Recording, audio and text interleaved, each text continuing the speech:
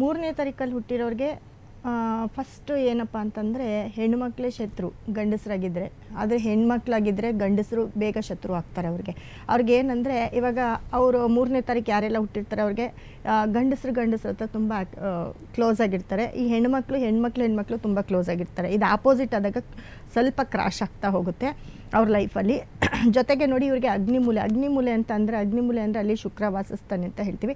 So ಅಗ್ನಿಮೂಲೆಯಲ್ಲಿ ಇವಾಗ ಈ ಸಿಟಿಯಲ್ಲೆಲ್ಲ ಏನಂದರೆ ಸ್ವಲ್ಪ ಜಾಗ ಸಿಕ್ಕೋದೇ ಬಹಳ ಅಪರೂಪ. ಅದರಲ್ಲಿ ಅಲ್ಲಿ ಜಾಗ ಖಾಲಿ ಬಿಡೋದು ಅವೆಲ್ಲ ಆಗೋದಿಲ್ಲ.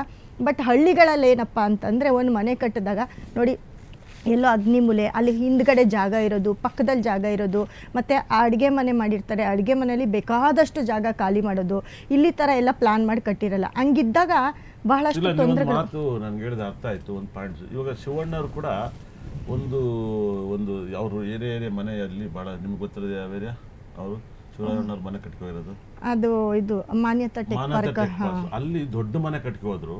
ಆಮೇಲೆ ಅವ್ರ ಅಡುಗೆ ಮನೆ ಎಲ್ಲ ತುಂಬ ದೊಡ್ಡದು ಮಾಡಿದ್ರು ಅಂತ ಕೇಳ್ಪಟ್ಟೆ. ಅಲ್ಲಿ ಅವರು ಕೂಡ 12ನೇ ತಾರೀಕು ನೋಡಿ ಅಡುಗೆ ಮನೆ ಅಂದಿದ ತಕ್ಷಣ ನಂಗೆ ನೆನಪಾಯ್ತು. ನೀವು 100% ತುಂಬ ದೊಡ್ಡ ಮನೆ ಕಟ್ಕೆ ಹೋದ್ರು ಅವ್ರು. 100% ಮುಂಚೆ ಸಣ್ಣ ಮನೆ ಸದಾಶಿವಲ್ಲಿದ್ರು, ಆರಾಮಾಗಿದ್ರು. ಅಲ್ಲಿ ಹೋದ್ಮೇಲೆ ಹೆಲ್ತ್ ಪ್ರಾಬ್ಲಮ್, ಪರ್ಸನಲ್ ಪ್ರಾಬ್ಲಮ್, ಇವೆಲ್ಲ ತುಂಬ ಸಾಕಷ್ಟು ಘಟನೆಗಳು ನಡೀತು.